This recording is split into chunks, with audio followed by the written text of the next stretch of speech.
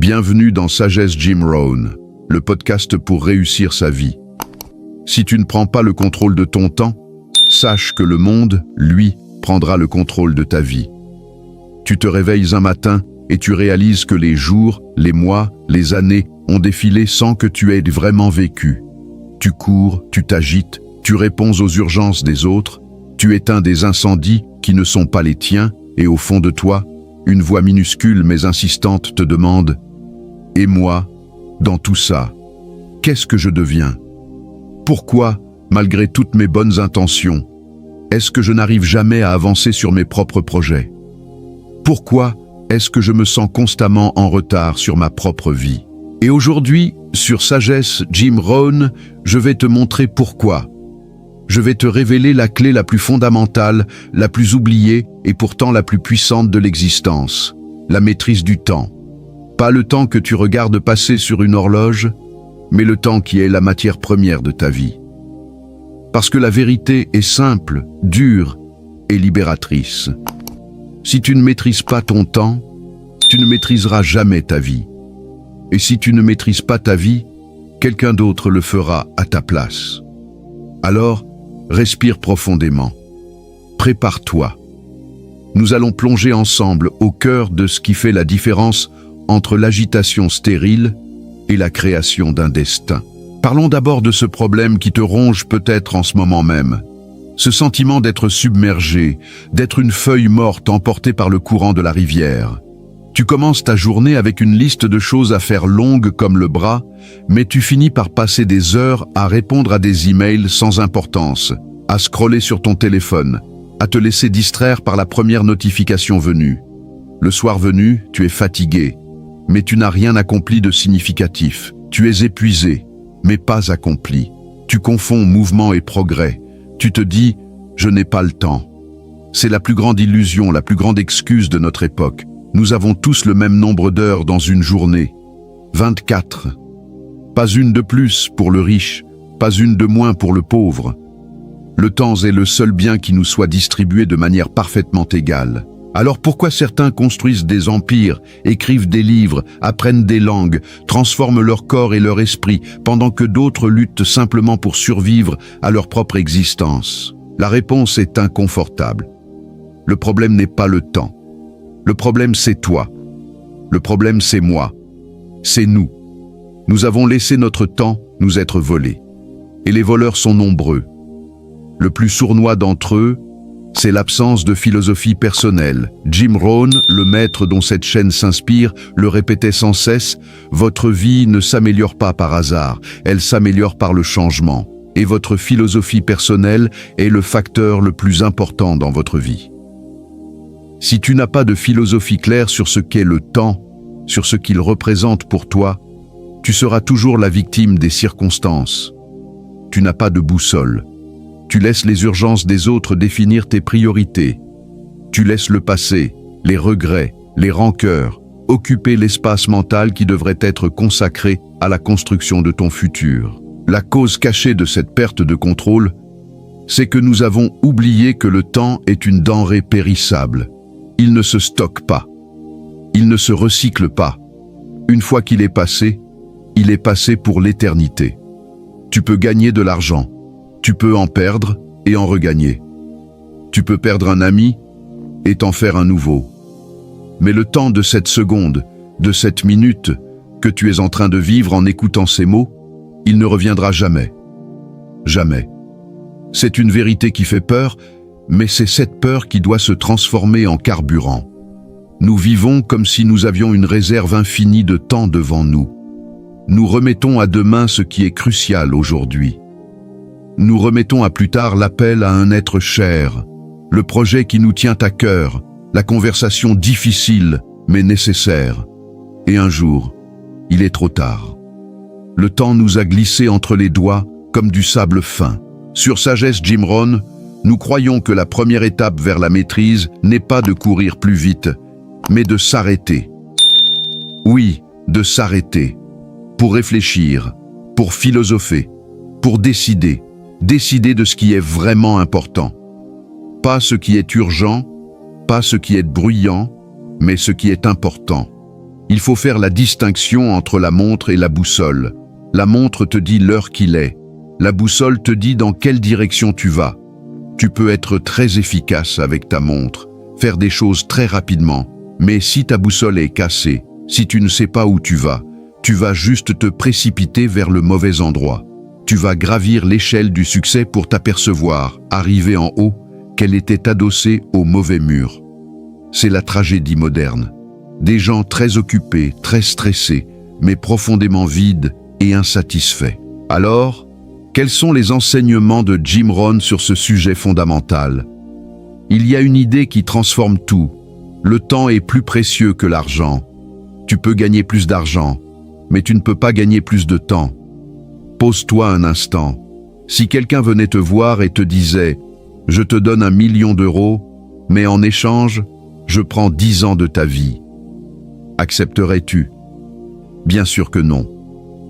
Pourtant, nous gaspillons des heures, des journées entières, pour des choses qui n'apportent absolument aucune valeur à notre existence. Nous échangeons notre temps, notre vie, contre de la distraction, contre de la médiocrité, contre de la peur déguisée en procrastination. Jim Rohn enseignait que le succès n'est pas une question de chance, mais de discipline. Et la discipline, c'est simplement choisir entre ce que tu veux maintenant et ce que tu veux le plus. Quand tu choisis de regarder la télévision, plutôt que de travailler sur ton projet, tu sacrifies ton futur pour ton confort présent. Tu n'es pas en train de perdre ton temps. Tu es en train de dépenser ta vie. Et la monnaie d'échange, c'est ton potentiel. La question n'est pas de savoir si tu as le temps, mais si tu es prêt à faire ce qu'il faut avec le temps que tu as. Nous avons tous 24 heures. La différence, c'est ce que nous en faisons. Certains les utilisent pour semer, d'autres pour regarder les autres semer. Certains les utilisent pour apprendre, d'autres pour oublier ce qu'ils savaient. Il faut comprendre une loi fondamentale de la nature, une loi spirituelle presque, la loi de la moisson. Tu récoltes ce que tu as semé, mais tu récoltes bien plus que ce que tu as semé, et bien plus tard que tu ne l'as semé.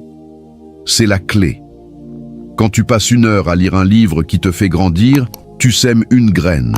Tu ne verras pas l'arbre pousser tout de suite. Mais dans 1 an, dans 5 ans, cette heure de lecture aura produit des fruits que tu ne peux même pas imaginer. Inversement, quand tu passes 1 heure à te plaindre, à ruminer des pensées négatives ou à ne rien faire de constructif, tu sèmes aussi des graines. Tu sèmes des graines de médiocrité, de regret et de frustration. La moisson sera amère. Et le plus dur, c'est que tu ne feras pas le lien.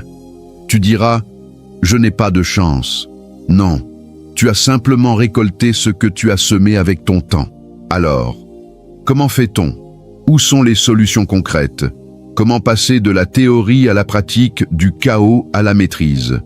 La première solution, la plus radicale, c'est de devenir un jardinier de ton temps. Arrête de voir ton agenda comme une liste de tâches à cocher. Vois-le comme un jardin. Chaque heure est une parcelle de terre.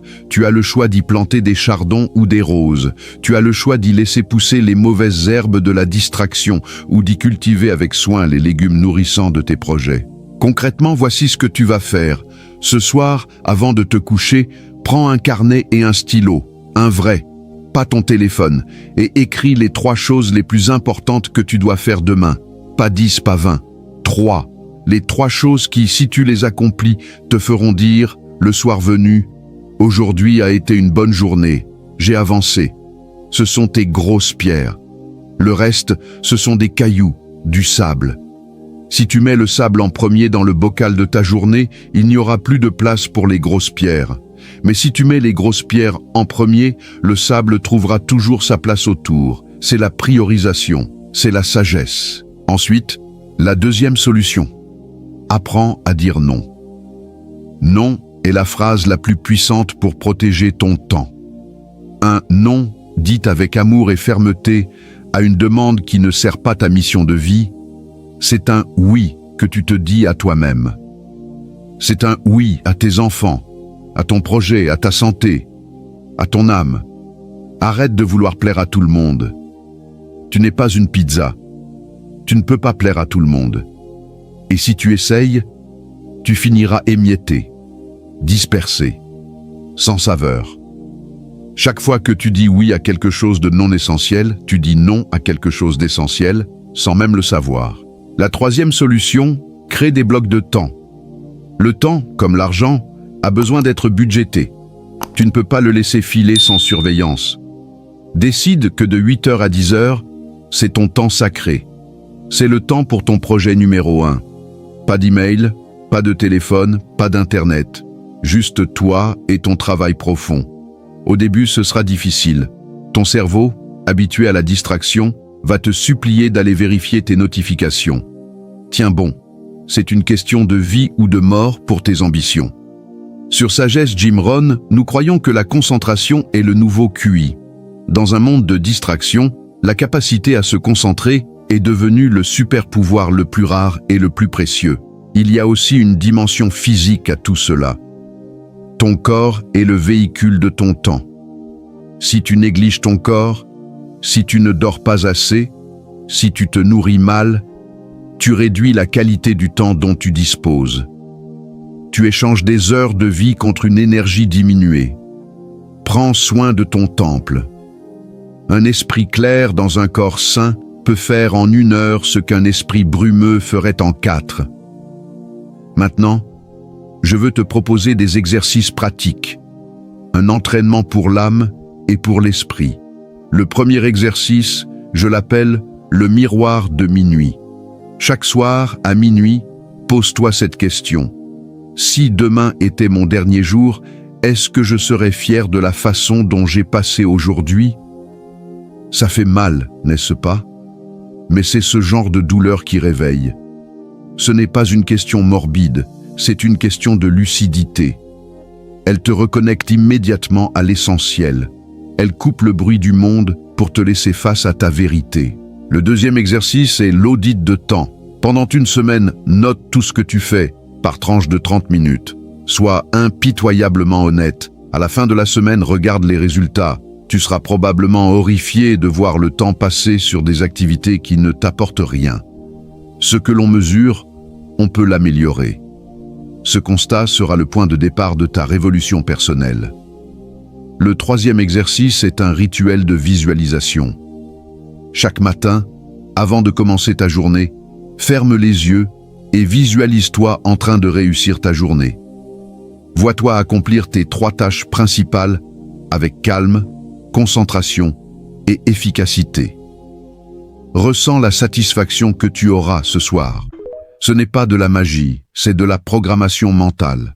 Tu prépares ton esprit à la victoire. Tu lui montres le chemin. Tout cela mène à une transformation mentale profonde. Ce n'est plus seulement une question de gestion du temps, c'est une question de gestion de soi. Tu ne cherches plus à remplir ton temps, mais à vivre pleinement chaque instant. Tu passes d'un état d'esprit de victime du temps à celui de créateur de ta réalité. Tu réalises que le passé est une leçon, pas une prison. Le futur est une promesse, pas une peur. Le présent est un cadeau, et c'est pour ça qu'on l'appelle le présent. C'est le seul endroit où tu peux agir. Jim Rohn disait « Le succès, ce n'est pas d'avoir beaucoup de choses, mais c'est de devenir beaucoup de choses. Et on ne devient beaucoup de choses qu'en utilisant son temps pour cultiver son propre jardin intérieur. Chaque compétence que tu apprends, chaque pensée positive que tu cultives, chaque peur que tu affrontes, c'est une parcelle de ton être que tu transformes. Tu passes du statut de consommateur de temps à celui d'investisseur en temps. Tu commences à voir chaque heure comme une opportunité d'investissement dans l'action qui monte, la plus précieuse de toutes, toi-même. Et là, une porte s'ouvre, une porte spirituelle. Tu commences à comprendre que le temps n'est pas ton ennemi, mais ton allié. Il est le cadre dans lequel tu peins le chef-d'œuvre de ta vie. Il est le sol dans lequel tu plantes le jardin de ton héritage.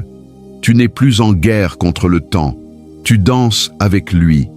Tu le respectes et en retour, il te récompense. La précipitation laisse place à la paix. L'agitation laisse place à l'action sereine. Tu deviens comme le fermier qui sait qu'après avoir semé, il doit patiemment arroser, désherber et attendre la récolte. Il ne court pas dans tous les sens en hurlant. Il travaille avec la nature, pas contre elle. Cette transformation mentale te mène à une conclusion libératrice. Maîtriser ton temps, ce n'est pas faire plus de choses, c'est faire les bonnes choses. C'est aligner tes actions quotidiennes avec ta vision à long terme. C'est comprendre que chaque petit geste compte.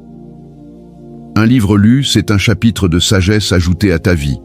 Une conversation de qualité avec un être cher, c'est un pilier de plus pour ton bonheur. Un moment de silence et de méditation, c'est une profondeur de plus pour ton âme. Sur Sagesse Jim Rohn, nous croyons que la vie n'est pas une question de vitesse, mais de direction. Tu peux aller très vite, mais si tu vas dans le mauvais sens, tu t'éloignes de ton bonheur. Ralentis, respire, choisis. Ensuite, seulement ensuite, tu pourras accélérer avec une puissance décuplée, parce que tu sauras pourquoi tu le fais. Je veux te parler d'un exemple réel. Imagine un homme qui, à 40 ans, se réveille.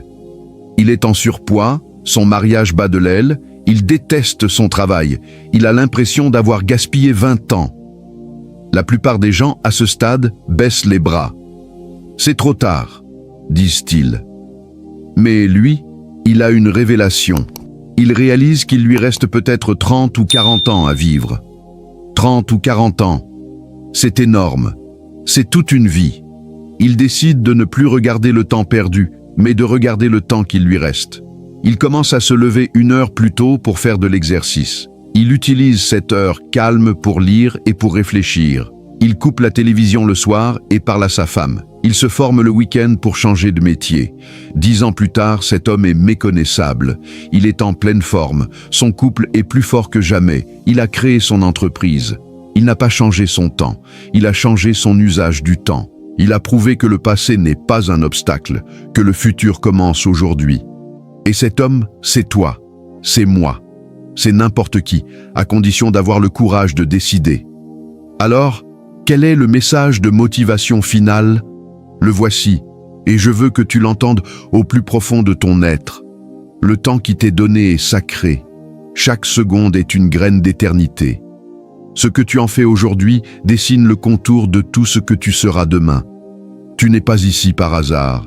Tu es ici pour construire, pour aimer, pour créer, pour laisser une trace.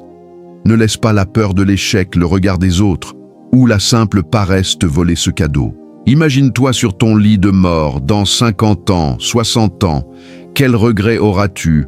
Les regrets ne viennent pas de ce que tu as fait, mais de ce que tu n'as pas fait. L'audace que tu n'as pas eue, l'amour que tu n'as pas donné, le risque que tu n'as pas pris. Et pourquoi? Parce que tu n'avais pas le temps. C'est la plus grande tragédie humaine. Ne laisse pas cette tragédie être la tienne. Aujourd'hui, maintenant, en cet instant précis, tu as le pouvoir de tout changer. Tu n'as pas besoin d'attendre lundi. Tu n'as pas besoin d'attendre le 1er janvier. Tu n'as besoin que d'une seule chose, d'une décision. La décision de prendre les rênes. La décision de devenir le maître de ton temps, et donc le maître de ta vie. Alors, lève-toi, redresse-toi, regarde l'horizon. Il y a un monde de possibilités qui t'attend. Mais ce monde ne se donnera pas à toi. Il faudra que tu ailles le chercher, minute après minute, heure après heure, avec discipline, avec foi, avec passion. Et maintenant, j'aimerais te demander quelque chose de simple mais de puissant. Si ce message a résonné en toi, si tu sens que cette étincelle est en train de naître dans ton cœur, je veux que tu poses une action concrète tout de suite. Ne laisse pas cette émotion retomber sans l'ancrer. Abonne-toi maintenant à Sagesse Jim Rohn. Rejoins cette communauté de personnes qui ont décidé de ne plus subir, mais de construire. En t'abonnant, tu te fais un cadeau. Tu te donnes accès à une source quotidienne de motivation et de sagesse pour te rappeler chaque jour qui tu veux devenir. Et si ce message t'a touché, si tu sens qu'il a touché une corde sensible en toi, like cette vidéo. Le like, c'est bien plus qu'un simple geste. C'est un signal que tu envoies à l'univers et à toi-même pour dire « Oui, je suis prêt. Oui, je suis d'accord. Oui, je prends cette décision aujourd'hui. » C'est un engagement symbolique, mais ces symboles sont importants. Ils ancrent la décision dans ta psyché. Enfin, et c'est le plus important, partage cette vidéo. Partage-la à quelqu'un qui en a besoin. Pense à une personne dans ta vie, un ami, un frère, une sœur, un collègue, qui semble perdu, qui semble courir dans le vide, qui semble avoir oublié sa propre valeur. Envoyez-lui ce message. C'est le plus beau cadeau que tu puisses lui faire. C'est une boussole que tu lui tends. C'est une main que tu lui offres pour le sortir du marécage de l'agitation stérile. En partageant, tu ne fais pas que l'aider, lui. Tu affirmes ta propre transformation. Tu deviens un maillon de la chaîne de lumière. Tu deviens, à ton tour, un enseignant. Car au final, la vie ne se mesure pas en minutes, mais en moments. Et le plus grand des moments, c'est celui où tu décides de devenir qui tu es vraiment. Alors, n'attends plus. Le temps presse, mais il est aussi infini quand on sait l'habiter. Souviens-toi toujours de cette phrase. Laisse-la résonner en toi comme un mantra, comme une vérité absolue. Le temps que tu perds ne se rattrape pas, mais le temps que tu investis se multiplie à l'infini. Sur Sagesse Jim Rohn, nous croyons que tu es le sculpteur de ta propre existence. Le marbre, c'est le temps. Le ciseau, c'est ta volonté. Et le chef-d'œuvre, c'est ta vie. Alors, sculpte-la avec amour, avec courage, avec la folie des grands artistes. Je te remercie du fond du cœur d'avoir pris ce temps précieux pour m'écouter. Prends soin de toi, prends soin de ton temps, et souviens-toi, maîtrise ton temps, et tu maîtriseras ta vie. À très bientôt sur Sagesse Jim Rohn.